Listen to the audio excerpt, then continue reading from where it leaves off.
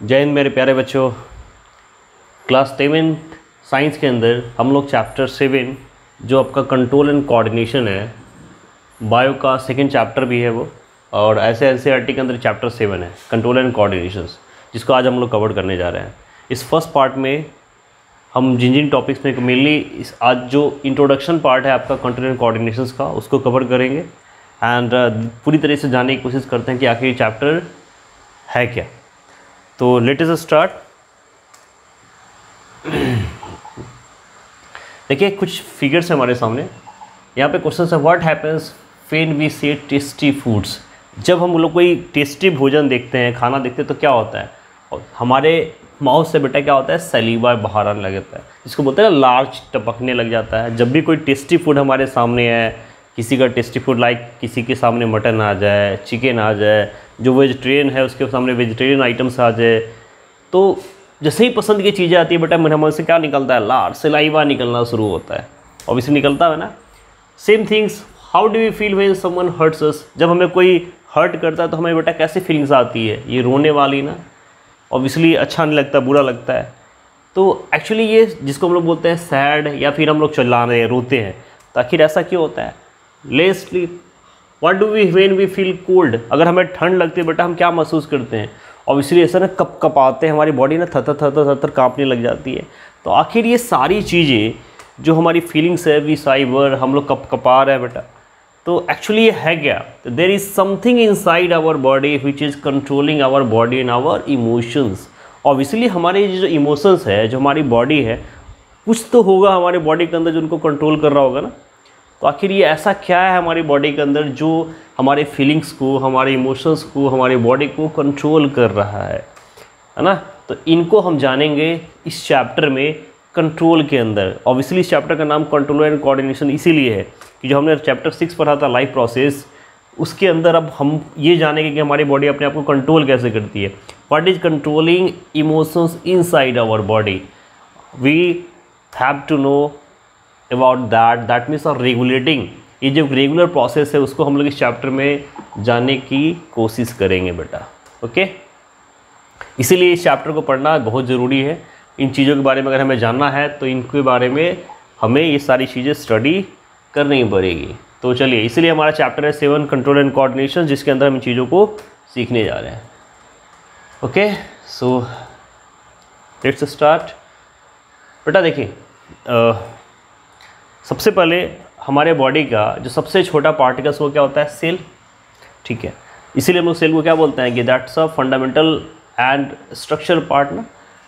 जो group sales के group होते हैं उनको बेटा क्या बोलते हैं, टिश्यूज बोलते हैं। ठीक है, हम बोलते हैं ना कि cells is a combination, sorry tissues is a combination of cells और group of cells. Okay, same as जो टिश्यूज होते हैं बेटा, ग्रुप ऑफ टिश्यूज वो क्या बनाते हैं, ऑर्गन्स। और कुछ ऑर्गन्स हमारे बॉडी में, लाइक ऑर्गन्स का मतलब क्या है बेटा, जैसे हमारा ये ब्रेन है, ये हमारा एक ऑर्गन है। इसके बाद आप बात करें, देखिए हमारे लंग्स है, ये हमारा क्या बेटा, ये हमारा हार्ट होता है। ये सारे हमारे क्या अलग अलग ऑर्गन्स है ना। ये हमारा स्टोमक है, ये हमारा इंटेस्टाइन है। तो ये हमारे ह्यूमन बॉडी के अंदर अलग अलग ऑर्गन्स है। ऑब्वियसली ये ग्रुप ऑफ सेल्स है, और ग्रुप ऑफ टिश्यू से मिलके ये क्या बनाया है बेटा, ऑर्गन। इसीलिए बोलते हैं group of tissues are called as organs. ये जो अलग अलग ऑर्गन्स है ये क्या है, कहीं ना कहीं अलग अलग टिश्यूज के कॉम्बिनेशन से बना है। और ये जो सारे ऑर्गन हैं बेटा, इनको अगर हम एक साथ वर्क करा दे तो ये क्या बनाते हैं, ऑर्गन सिस्टम। ऑब्वियसली ये जो अलग अलग ऑर्गन्स है एक साथ काम करते हैं, वर्क करते हैं, जिसको हम क्या बोलते हैं, ऑर्गन सिस्टम। सिस्टम का मतलब क्या होता है, जब सारी चीज़ें एक कई सारे पार्ट्स एक साथ एक वर्क को कंट्रोल करता है एक सिस्टमेटिक वे में। तो यहाँ पे ग्रुप ऑफ ऑर्गन्स हम क्या बोल सकते हैं, जो वर्किंग करते हैं एक साथ में, इसको बोलते हैं बेटा ऑर्गन सिस्टम। ओके, जैसे हमारा यहाँ पे डाइजेस्टिव सिस्टम्स है, हमारा सर्कुलेटरी सिस्टम है, हमारा नर्वस सिस्टम्स है, ये आपके क्या है, यहाँ देखिए। और ये जो सारे सिस्टम्स बेटा मिल के एक साथ जब वर्क करते हैं ना, तो ये क्या बनाते हैं, ऑर्गेनिजम्स। जैसे हमारी ह्यूमन बॉडी है, देखिए पूरे ऑर्गन्स एक साथ वर्क कर रहे हैं ना। ये पूरे ऑर्गन्स देखिए, सारे ऑर्गन्स को एक साथ आपने कंबाइन कर दिया तो एक ऑर्गेनिज्म बन गया। सारे ऑर्गन सिस्टम्स मिलके क्या बन गए, एक ऑर्गेनिजम्स। ओके, अब हमें यही जानना है बेटा कि आखिर ये ऑर्गेनिजम्स फंक्शंस कैसे करता है। चलिए ऑर्गेनिजम्स तक तो समझ में आ गया। अब बेटा ऑर्गेनिज्म कैसे फंक्शंस करेगा, let us understand this things. एक इमेजिन अ बॉय इन अ जंगल, एक समझ कर पूछ करिए बच्चा एक जंगल में, जैसे यहाँ पे देखिए, लेट अस अंडरस्टैंड। इसका जो लंग्स है बेटा, हिज लंग्स, इसके and all his body systems are working properly. इसके लंग्स है, हार्ट्स है, मतलब ओवरऑल उसका पूरे ऑर्गन सिस्टम एक तरफ से क्या है बेटा, प्रॉपरली वर्क कर रहे हैं। ओके, सडनली ही सीज अ लॉइन, अचानक से एक वो लॉइन को देखता है। अभी तक तो ये बिल्कुल भला चंगा बेचारा बैठा है, अचानक से उसने एक लॉइन को देखा। देखिए एक लॉइन आया, a lion is stimulus for me. अब अचानक से क्या होगा, वो घबरा जाएगा। जैसे हमारे सामने कोई भी चीज़ आ रही है, ऐसा नहीं सब घबरा जाते हैं, डर जाते हैं।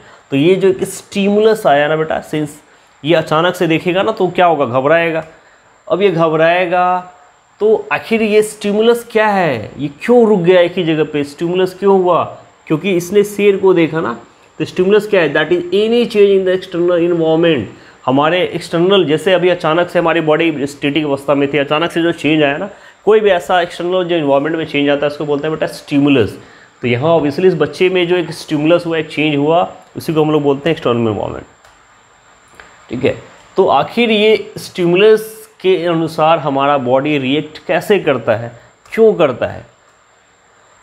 हिज लंग्स, अब इसमें क्या होगा, देखो इसकी देखना, अचानक से हम घबराते हैं, हमारी धड़कनें तेज हो जाती है, लंग्स तेजी से ब्रीथ करने लग जाता है। His lungs breathe faster. और कोई चेंज होगा क्या बेटा, हिज हार्ट बीट इंक्रीज। देखते हैं दिल की धड़कन तेज हो जाना, हार्ट बीट सांसें इंक्रीज हो जाती है। देखिए बहुत तेज़ी से धड़कने लग गया है ना।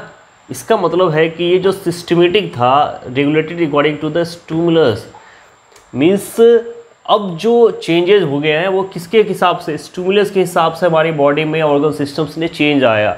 ये जो चेंज आपको दिखा, जो हार्ट तेज़ी से धड़कने लग गया, लंग्स तेज़ी से हो गया, ब्रीथिंग रेट फास्ट हो गया, तो आखिर ये चेंजेस हुए कि बेटा कहीं ना कहीं स्टिमुलस की वजह से, इस कंडीशंस की वजह से। ओके, बात समझ में आ रही है मैं क्या समझाना चाह रहा हूँ। तो उसी तरीके से कई सारे एग्जाम्पल्स है। That means the control refers to the systematic regulations of various activities. इसका मतलब हम ये कह सकते हैं कि ये जो कंट्रोल वर्ड है ना हमारे बॉडी में, वो कहीं ना कहीं जो डिफरेंट एक्टिविटीज़ होती है ना, उसके रेगुलेशंस के हिसाब से हमारी बॉडी कंट्रोल करती है। ऐसा नहीं कि एक फिक्स्ड है कि हमारी बॉडी इस हिसाब से फंक्शंस करेगी। जैसे जैसे स्टिमुलस होंगे, एक्सटर्नल फैक्टर्स आपके बॉडी को अफेक्ट करते हैं, वैसे वैसे चेंजेस भी देखने को मिलेंगे। आई होप इस एग्जाम्पल से आपको समझ में आ रहा होगा। Now this happened because this eye send a message to the brain. Obviously अगर ये बच्चा, चूँकि इसने आवाज़ नहीं सुनी थी, अगर इसका, या ये कहिए कि इसके आँखें या इसके कान अगर सही से वर्क नहीं कर रहे होते, इसने इसको देखा नहीं होता, तो क्या ये इसमें ये परिवर्तन आया होता, चेंज आया होता? ऑब्वियसली नहीं। क्यों? क्योंकि जो मैसेज है इसके ब्रेन को, वो दिया किसने, इसकी आंखों ने दिया। जब उसने शेर को देखा या उसने शेर की आवाज़ सुनी होगी, तब वो उसके चेंजेस हुए होंगे ना। तो ये एक मैसेज ट्रांसफ़र हुआ throughout the our ear और our eyes to the brain. इस तब जाके कहीं ना कहीं हमारे नर्व सिस्टम्स ने वर्क किया होगा, है ना। और the brain sends message to the heart to the beat faster and legs to start running. तब उस ब्रेन ने कहीं ना कहीं हार्ट को, लंग्स को एक इंस्ट्रक्शन दिया होगा, हमें अंदर से एक फीलिंग्स आई होगी कि हमें भागना चाहिए, वहाँ से बच के तब ये हमारे ब्रेन ये इंस्ट्रक्शंस पास आउट करता है। तो ऑब्वियसली हमारा ब्रेन का हमारे बॉडी पे कंट्रोल हो रहा है ना। देखिए ये ब्रेन ने एक सिस्टम पास किया हमारे हार्ट को, एक मूवमेंट को, और तब ये बच्चा क्या बेटा करेगा, तब ये मूवमेंट करेगा। तो इसको बोलते हैं कोऑर्डिनेशन। क्योंकि अब हमारे ब्रेन ने इस बच्चे के साथ क्या किया, कोऑर्डिनेट किया। So we can say that coordination mean orderly execution of all activity.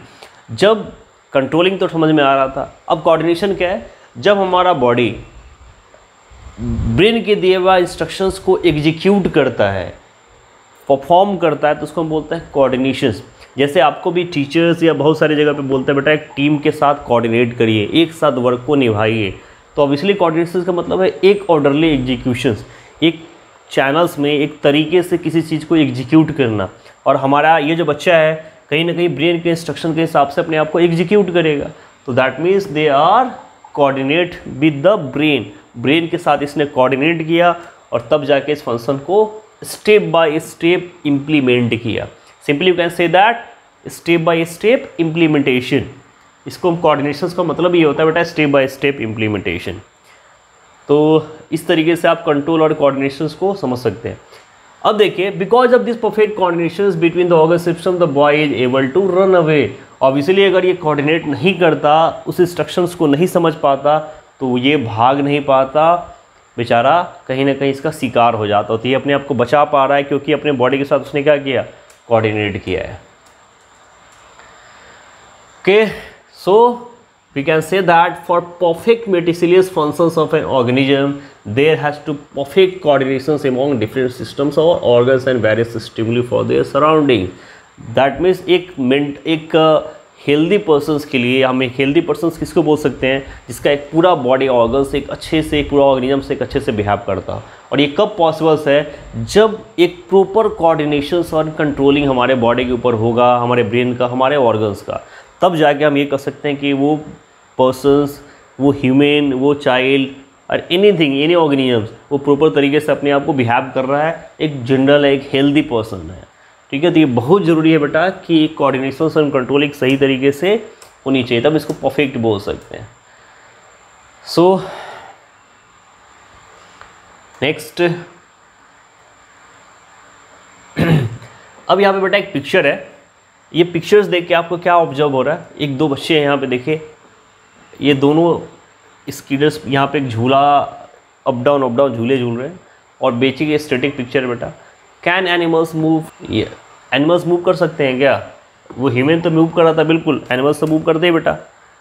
Can plants move, ये जो प्लांट्स है क्या ये अपने आप को मूव कर सकते हैं क्या बेटा, एनिमल्स ह्यूमन्स तो मूव करते हैं, बट क्या प्लांट्स मूव करता है क्या, ऑब्वियसली करता है, करता है बेटा नहीं। अब देखिए, एक मैंने क्यों बोला करता है, क्योंकि जनरली हम लोग बोलते हैं कि प्लांट्स एक लिविंग ऑर्गेनिजम्स है, तो प्लांट्स का मूवमेंट तो नहीं होता ना एक प्लेस से दूसरी जगह पे। प्लांट्स का क्या होता है, ग्रोथ होता है, प्लांट्स का हाइट बढ़ता है, साइज बढ़ता है, उसमें ग्रोथ होता है उसके बॉडी में,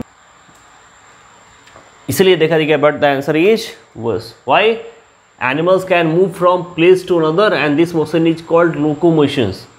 देखिए प्लांट्स, अब हमने क्या देखा, प्लांट्स लिविंग ऑर्गेनिजम्स है, वो एक जगह से दूसरी जगह मूव तो नहीं कर पाया, लेकिन मूवमेंट तो उसके अंदर हो रहा है ना, क्योंकि साइज और ग्रोथ ऐसे तो बढ़ जा रहे होंगे क्या। तो जो एनिमल्स या हम लोग जो मूवमेंट करते हैं एक प्लेस से अनदर प्लेस पे, उस मोशन को कहा जाता है बेटा लोकोमोशन। तो लोकोमोशन को क्या बोलेंगे हम लोग बेटा, animals those who movement from one place to another places, this type of motion is called locomotion. क्योंकि यह लोकेशंस चेंज हो गया इसलिए उसको बोलते हैं लोकोमोशन। और लोकोमोशन का बेटा कोऑर्डिनेट कौन करता है, nervous system and muscular system. Obviously nervous system instruction देता है, इसको मस्कुलर सिस्टम फॉलो करता है। तो कहीं ना कहीं ये आपस में नर्वस सिस्टम और मस्कुलर सिस्टम कोऑर्डिनेट करते हैं, और फिर वहाँ पे हमारा locomotive system, locomotion system work कर पाता है। देखिए यहाँ पे, यहाँ ब्रेन है, ये हमारे पॉर्गन ऑर्गन्स है। तो लेकिन प्लांट के केस में ऐसा क्या होगा बेटा, ठीक है। तो चलिए प्लांट्स में मूवमेंट को समझते हैं। देखिए यहाँ पे बहुत सारे अपने प्लांट्स को देखा होगा, जैसे एक सनफ्लावर दिया है। अब आपको पता है सनफ्लावर के जो प्लांट्स होते हैं वो लाइट के अकॉर्डिंग अपने उनकी दिशा में घूम जाते हैं। जैसे जैसे सनलाइट का मूवमेंट होता है ना, वैसे वैसे सनफ्लावर्स के जो प्लांट्स होते हैं मूव करते हैं। तो ऑब्वियसली इनका जो स्टिमुलस हो रहा है किसके बिहाफ पे हो रहा है बेटा, लाइट की वजह से। यहाँ पे जो सनफ्लावर्स के प्लांट्स मूव किए, ये देख रहे हो सन की डायरेक्शंस में, जब अगर सन यहाँ चेंज करेगा तो ये यहाँ पे आएगा, तो आखिर ये मूवमेंट किसके कारण हो रहा है, स्टिमुलस इन लाइट के कारण। तो मूवमेंट है ना इनके अंदर, ऑब्वियसली है। यहाँ पे ये देखिए छुई में जिसको बोलते हैं बेटा, इसको छूते इसके पत्ते मुरझा जाते हैं, छोड़ दो तो फिर। तो ये जो स्टिमुलस यहाँ पे क्या है, टच है एक जगह। तो अलग अलग इंस्ट्रक्शन से, बट मूवमेंट तो है ना, इसीलिए कहते हैं plants move in response to the external stimulus. कुछ एक्सटर्नल स्टिमुलस की वजह से कुछ प्लांट्स होते हैं जिनके अंदर ये मूवमेंट होता है बेटा। ओके, जैसे यहाँ पे देखिए, यहाँ पे रूट्स हुआ, ब्रीड्स हुआ, ये प्लांट बन गया है ना। तो ये जो बेटा क्या हुआ, एक्सटर्नल स्टिमुलस के कारण इनके अंदर ग्रोथ होता है, इनके साइजेज बढ़ते हैं, इसीलिए बोलते हैं इसके मूवमेंट। अब इसके रीजन्स क्या हो सकते हैं बेटा, इसका कॉज क्या है। तो क्या प्लांट्स के पास बेटा मस्कुलर सिस्टम और नर्वस सिस्टम होता है क्या, हमारे अंदर तो चूँकि देखिए मस्कुलर सिस्टम भी होता है, नर्वस सिस्टम होता है, तो क्या ये पॉसिबिलिटी प्लांट्स के अंदर भी होती है, इसीलिए वो ग्रोथ कर पाते हैं। क्या सारी चीज़ें हैं, नहीं ना। तो ऑब्वियसली नॉट। तो यहाँ पे जब मूवमेंट हो रहा है बेटा कौन कर रहा है? The movement is coordinated by a chemical called as hormones. यहाँ पे जो मूवमेंट होता है वो किसके कारण होता है बेटा? हॉर्मोन्स के कारण। अब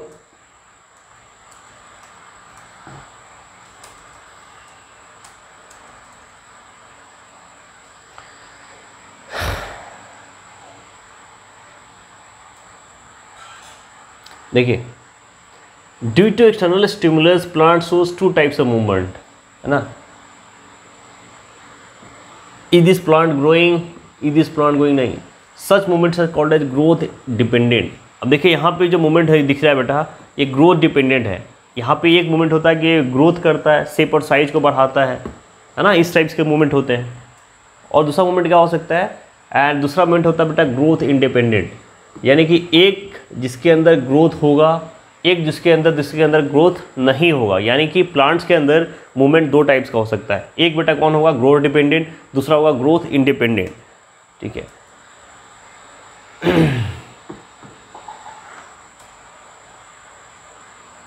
सबसे पहले हम लोग ग्रोथ डिपेंडेंट को समझते हैं। ठीक है, ऑब्वियसली ये दोनों मूवमेंट बेटा देखिए, ग्रोथ डिपेंडेंट या ग्रोथ इंडिपेंडेंट, ये दोनों मूवमेंट्स होते हैं बेटा किससे? हार्मोन्स के कारण ही कोऑर्डिनेट होंगे। कैसे? ग्रोथ इंडिपेंडेंट देखिए, certain movements of plants that do not result in their growth are termed as growth independent. ऐसे कुछ प्लांट्स जो ग्रोथ के हिसाब से अपना मूवमेंट नहीं करते हैं, आपको रिजल्ट में नहीं दिखाई देगा उनका ग्रोथ हो रहा है, वो ग्रोथ से इंडिपेंडेंट होते हैं, ऐसे मूवमेंट को बोलते हैं बेटा ग्रोथ इंडिपेंडेंट। जैसे when we touch the lips of mimosa pudica plant the leaflets close. जैसे हमने देखा था, जैसे ही मिमोसा पोडिका प्लांट जो छुई मुई बोलते हैं, उसको छुओगे उसके पत्ते मुरझा जाते हैं। तो यहाँ पे ग्रोथ तो नहीं हो रहा ना, ऑब्वियसली उनका साइज वही है, बस वो मुरझा जाते हैं फिर ठीक हो जाते हैं, मतलब सेम साइज में होता है। तो वैसे प्लांट्स को क्या बोलेंगे? ग्रोथ इंडिपेंडेंट्स, जिनके अंदर इस टाइप का मूवमेंट देखा गया। यहाँ मूवमेंट तो है लेकिन ग्रोथ के आधार पर नहीं है बेटा। ठीक है, टच मी नॉट जिसको हम लोग बोलते हैं। जैसे ये प्लांट्स में देख रहे हैं, इसको हमने टच किया, इस तरीके से ये मुरझाता है, फिर ये बड़े हो रहे हैं, फिर ये छोटे हो जा रहे हैं। तो ऑब्वियसली यहाँ पे ग्रोथ चेंजेस नहीं हो रहा है। इस फिगर को देखिए, एनिमेशंस को, तो यहाँ पे इस मिमोसा या टच मी नॉट प्लांट बोलते हैं इसको। क्या आपको कोई मूवमेंट आ जाए? बिल्कुल, ये मूवमेंट है ना, यहाँ पे मूवमेंट नज़र आ रहा है ना, बट ये इनके साइजेज में नहीं हो रहे हैं। कोई ग्रोथ नज़र आया क्या? ऑब्वियसली नो, यहाँ पे कोई ग्रोथ तो नज़र नहीं आ रहा बट मूवमेंट नज़र आ रहा है। तो मूवमेंट तो है ना, तो ऐसे मूवमेंट को क्या बोलते हैं बेटा? Growth independent. ठीक है, so this is a perfect example of growth independent of movement. तो ये एग्जाम्पल्स याद रखना है आप लोगों को। In this the movement is response to the stimulus to touch. अब यहाँ से क्वेश्चन आता है कि आखिर यहाँ पे ये जो चेंजेज आया किसके कारण हुआ है? तो कहीं ना कहीं टच के कारण। अगर ये टच नहीं किया है तो ऐसा नहीं होता है, तो ये टच स्टिमुलस के कारण ऐसा हो पा रहा है। किसके केस में? ग्रोथ इंडिपेंडेंट केस में। This movement is called as seismonastic movement. ये नाम भी याद रखेंगे, है ना। ऐसे मूवमेंट जिसमें जो ग्रोथ इंडिपेंडेंट होता है, जो टच के कारण होता है, इसको बोलते हैं बेटा सिस्मोनेस्टिक मूवमेंट्स। ठीक है, this is also called as seismonastic movements. अब थोड़ा सा इसको जानने की कोशिश करते हैं कैसा हुआ क्या। देखिए, ये यहाँ पे जो प्लस चार्ज दिया गया बेटा, ये as we know movement in plants are brought by a hormones in response to the change of in surroundings. अभी हमने जस्ट देखा था कि ये मूवमेंट किसी के द्वारा कंट्रोल होता है बेटा? हार्मोन्स के कारण। ठीक है, हमारे सराउंडिंग्स में जो है। तो when we touch the lips of mimosa pudica plant the hormones are released. जब हम टच करते हैं ना, तो वहाँ पे जो हार्मोन्स रिलीज होता है, ये देखिए एक बार।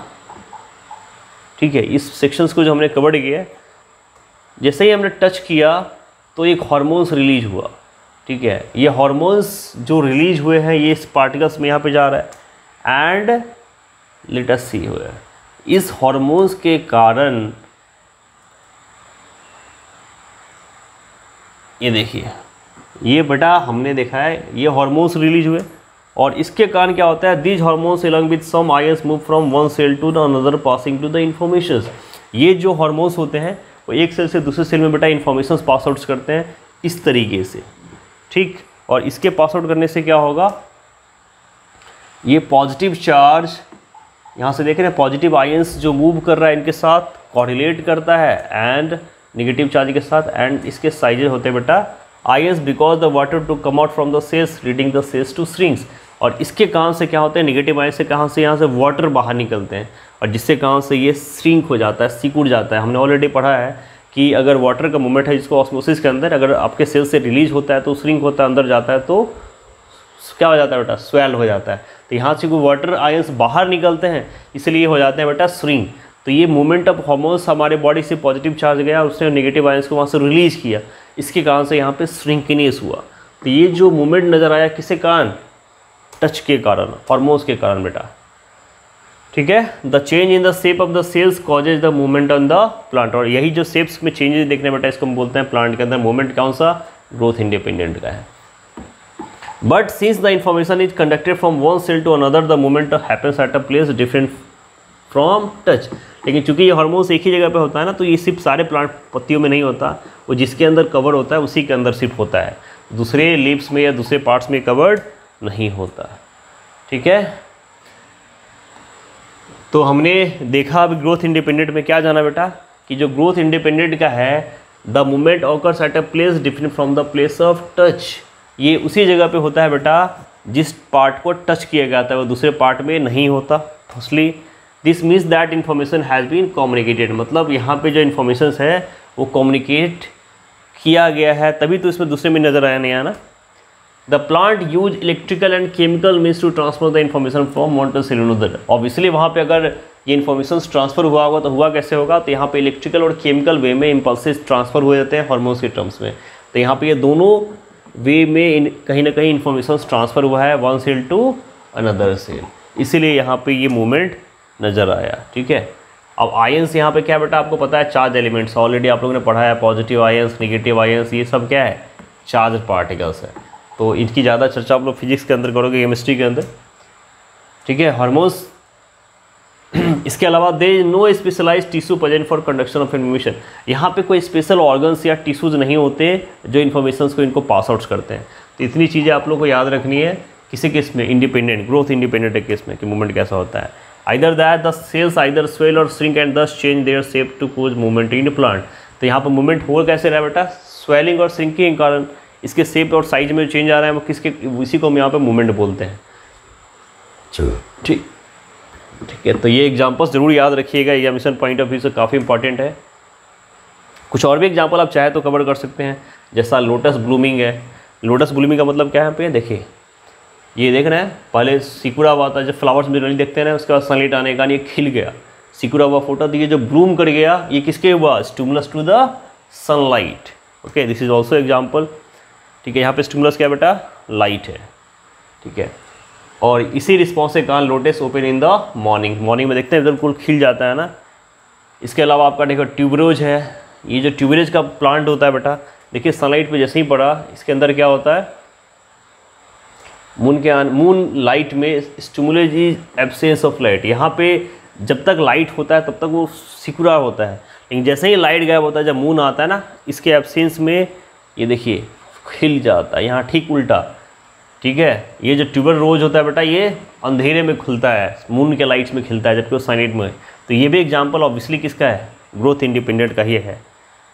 तो यहाँ पे बेटा क्या है, इसीलिए नाइट में, रात कली इसको बोलते हैं, ये लाइट के एब्सेंस में ही खिलता है, दिन में नहीं खिलता, लाइट ये में उल्टा वर्क करता है। तो ये कुछ एग्जाम्पल है जो आप लोग याद रखिए ग्रोथ इंडिपेंडेंट के, ट्यूबरोज हो या हो। नेक्स्ट आपका ड्रोजेरा है, ये देखिए stimulus is touch of an insect. इसमें जब इसको इंसेक्ट टच करता है तब इसके अंदर ये चेंजेस नज़र आते हैं, ठीक है। तो यहाँ पर स्पेस क्या बेटा, जब insectivorous plants like drosera inverts to trap insects, तो यहाँ पे इंसेक्ट्स के कारण यहाँ स्टिमुलस हो रहा था। एक फैक्टर नहीं है, कई सारे एक्सटर्नल फैक्टर हो सकते हैं जिससे कारण ये इंसेक्ट्स ईट करता है और यहाँ पे चेंजेस नज़र आते हैं। Venus fly trap, Venus fly trap क्या बेटा है, that's look and smells like a flower to the insects. ये देखिए ये वीनस फ्लाई ट्रैप्स, ये दिखने में स्मेल्स जैसे फ्लावर है ना, और ये इंसेक्ट्स होते हैं, इसको कवर कर लेते हैं। जैसे उसके अंदर जाओ ये, तो ये जो चेंज नज़र आ रहा है, देख रहे हैं।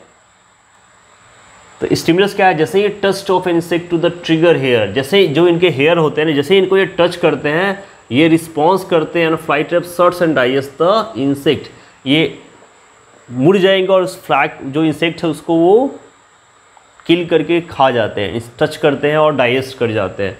तो यहाँ बेटा डाइजेशन क्या है, इस प्लांट्स के अंदर टच जो वीनस, इसीलिए इसको बोलते हैं फ्लाई ट्रैप। ये आसानी से अपने जो इंसेक्ट्स होते हैं उसको ट्रैप करती हैं और आप उसको डाइजेशन कर लेती है, शिकार बनाती है। This is also example of growth independent. ठीक है, फ्रूट ऑफ बैलासैम्स, यहाँ पे देखिए ये स्टिमुलस बेटा क्या टच है। In response explosive fruit of balsam plant burst open and appropriate time to scatter the seeds. ये जो जैसे ही टच किया नीचे गिरा, देखिए यहाँ पे बर्स्ट हुआ और इसमें से सारे सीड्स बाहर आ गए। तो यहाँ पे स्टिमुलस क्या है, टच है। इस टच होने के कारण ये चेंजेस नज़र आया है। तो ये सारे एग्जाम्पल्स है, लॉट ऑफ एग्जाम्पल्स सर दिए। Okay, now we have to do with the growth dependent. ये हमने कई सारे एग्जाम्पल्स देखे बेटा किसके, ग्रोथ इंडिपेंडेंट के। अब हम लोग बात करते हैं ग्रोथ डिपेंडेंट मूवमेंट्स की, जिसमें ग्रोथ हो। तो एक्चुअली ग्रोथ डिपेंडेंट है क्या बेटा, मूवमेंट और growth of any part of plant in response to an external stimulus is called growth dependent movement, और इसको ट्रॉपिज्म बोलते हैं। ट्रॉपिज्म, कोई भी मूवमेंट या ग्रोथ किसी भी प्लांट के अंदर जो एक एक्सटर्नल रिस्पॉन्स के कारण होता हो उसको बोलते हैं ग्रोथ डिपेंडेंट मूवमेंट। ठीक है, that how can we define it, movement और growth of any plant in response to an external stimulus is called growth dependent movement और ट्रॉपिज्म, और इसको ट्रॉपिज्म बोलते हैं। ठीक है, nextly who shows growth dependent movement, बेटा ये आखिर ये होगा किसमें, कौन इसको शो करके देगा, तो चलिए देखते हैं। Movement in a seedling is always growth dependent. जो छोटे छोटे सीड्स होते हैं, सीडलिंग्स होते हैं, ये अंकुरित होकर इतने बड़े जो ड्रोन करते हैं, इतना बड़ा साइज हो गया, जो प्लांट्स हो जाते हैं, तो अब इसलिए किसके ग्रोथ डिपेंडेंट है बेटा ना, इसके अंदर ग्रोथ दिख रहा है ना आपको। मूवमेंट और growth of any part of plant response to external called growth dependent, ये तो हमने ऑलरेडी देखा है। अब देखिए प्लांट्स 4 टाइप के ग्रोथ डिपेंडेंट या ट्रॉपिज्म को शो करता है। क्या क्या 4 टाइप है बेटा, फर्स्ट फोटोट्रॉपिज्म। फोटो का मतलब क्या होता है बेटा, लाइट। फोटो मीन्स लाइट, यानी कि मूवमेंट टुवर्ड्स लाइट, यानी कि जिस प्लांट्स के अंदर लाइट्स के हिसाब से मूवमेंट होता होगा उसको बोलते हैं बेटा फोटोट्रॉपिज्म। ठीक है, सेकेंड है बेटा आपका कीमोट्रॉपिज्म। ठीक है, chemo means chemical, so movement towards chemical, chemicals word से कीमो बना है, तो ऑब्वियसली कीमो का मतलब होता है केमिकल्स। तो अगर मैं केमिकल के हिसाब से कोई मूवमेंट होता है उसको बोलते हैं बेटा कीमोट्रॉपिज्म। फर्स्ट फोटो मतलब लाइट, कीमो मतलब केमिकल।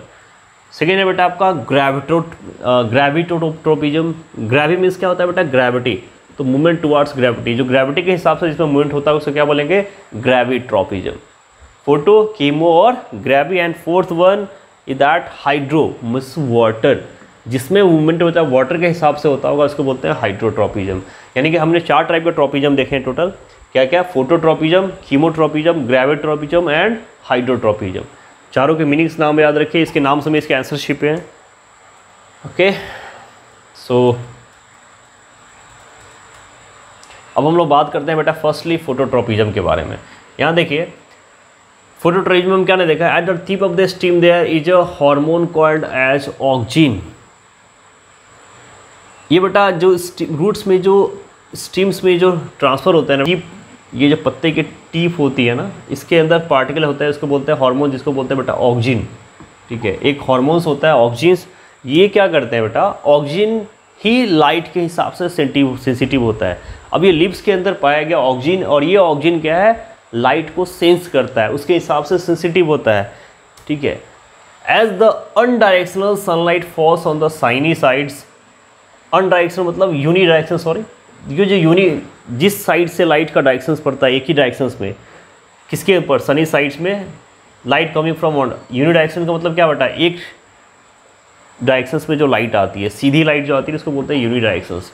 चूँकि इनके लिप्स पे पड़ती है तो बेटा क्या होगा, देखिए एक्चुअली साइड्स 2 होते हैं, सीडी साइड्स और सनी साइड्स, जिसमें अगर मान लीजिए ये लिप्स हो, इसके ऊपर से सनलाइट आएगा तो ये आपका सनी साइड्स है, ये जो उल्टा वाला साइड है बेटा क्या है, सैडी साइड्स है, जिसके अंदर छाया बनता होगा।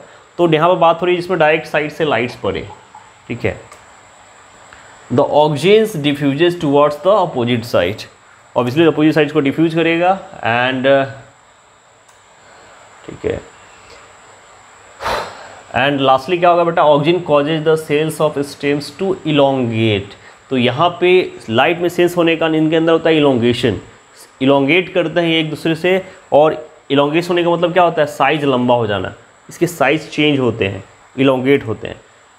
ओके, देखिए यहाँ पे इनका साइज इलोंगेट हो गया, and this elongation this causes difference in the length of the both the sides. इसीलिए जो साइड्स सनलाइट में होगा उनके साइज जो शेड में होंगे उनके साइजेज में अंतर आ जाता है। जो सनलाइट में होंगे बेटा वो क्या होगा, उनका साइज इंक्रीज कर जाएगा। क्यों? क्योंकि ऑक्सीजन ने लाइट को सेंस किया, उनमें इलोंगेशन हुआ। जो शेडी साइड जहाँ लाइट पहुँचेगा नहीं वो डिफ्यूजन होता है, वहाँ नहीं हो पाता, इसलिए वो इलोंगेट नहीं करते और ऑब्वियसली दोनों के साइजेज में क्या हो जाएंगे, डिफरेंस हो जाएंगे। Leading the stem to the bend towards the sunlight, और ऑब्वियसली ये क्या करता है बेटा, सनलाइट की तरफ इसको बेंड करता है। देखिए झुक जाना, ये जो जिधर जिधर सनलाइट होगा ना उस साइड में ये झुकेगा, क्योंकि यूनिडायरेक्शनल्स होते हैं। ओके, तो ये देखिए ये जो प्लांट्स बेटा, ये जो इनका जो झुकाव हो रहा है, ये देखिए ये जो है ना, ये मूव करके इनका जो मूवमेंट हो रहा है इस साइड से, ये सनलाइट की तरफ मूव कर रहे हैं। इनका जो मूवमेंट दिखा इलोंगेट होने। तो इस स्लाइड में हमने अभी देखा है फोटोट्रॉपिज्म के बारे में। फोटोट्रॉपिज्म में होता है क्या बेटा, इसके लिप्स के अंदर पाई जाती है ऑक्सीजन, जो उनके टिप पर नोड होती है, और उस ऑक्सीजन, ये ऑक्सीजन क्या होता है, लाइट को सेंस करता है, सेंसिटिव होता है। उसके कारण जो दो साइड्स होते हैं, एक साइड जिस पे सनलाइट डायरेक्टली पड़ता हो और एक साइड सैड हो, तो जिस पर डायरेक्टली सनलाइट पड़ता है वो इलोंगेट होता है और ऑब्वियसली उसका डायरेक्शन सन की तरफ मूव कर जाता है, बिहाफ ऑफ करता है। तो इस तरीके से फोटोट्रॉपिज्म परफॉर्म होता है। अब इसके अंदर बाकी जो 3 पार्ट्स हम उसके अगले पार्ट में कवर करेंगे। तब तक के लिए जय हिंद।